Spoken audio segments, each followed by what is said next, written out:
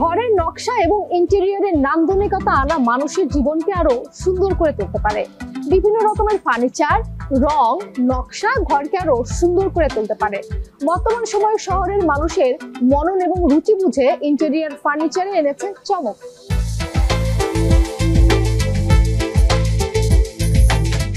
ইন্টেরিয়রে এখন আমাদের আবার পাট ফেরত এসেছে, পাটের ব্যবহার ফেরত এসেছে। শুধু ইন্টেরিয়র না, আমি দেখেছি যে জুতো বা স্যান্ডেলে খুব দ্রুত এই র্যাপিড চেঞ্জটা এসেছে কমফোর্ট জোনের জায়গাটা থেকে।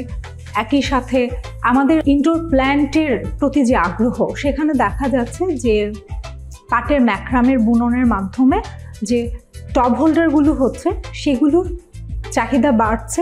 ছোট ছোট আমাদের ড্রিম ক্যাচার, ওয়াল হ্যাঙ্গার, এই জায়গাগুলোতে পাটের ব্যবহার বাড়ছে, ডাইনিং টেবিলের রানারে বাড়ছে। শুধু তাই না, পাটের সাথে সুতি দিয়ে আমাদের তাঁতিরা সুন্দর করে কটন ফ্যাব্রিক তৈরি করছে, জুট কটন ফ্যাব্রিক তৈরি করছে, শাড়ি তৈরি করছে। পোশাকের ক্ষেত্রে, ইন্টেরিয়রের ক্ষেত্রে, ডেকোরেশনের ক্ষেত্রে আসলে একইভাবে পাট ফেরত এসেছে, সুতির সাথে কম্বাইন্ড করে।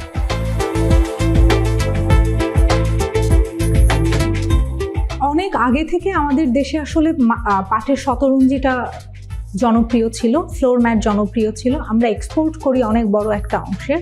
একই সাথে এখন শতরঞ্জির যে বুনন পদ্ধতি, সেই বুনন পদ্ধতি ছাড়াও যেহেতু এখন পাটের ফ্যাব্রিক আমরা খুব দ্রুত সোর্স করতে পারি, আমি দেখেছি বা আমরা নিজেরাও কাজ করছি, এর চাহিদা আছে, বিক্রিও হচ্ছে হোম ডেকোরের ক্ষেত্রে, ইন্টেরিয়রের ক্ষেত্রে।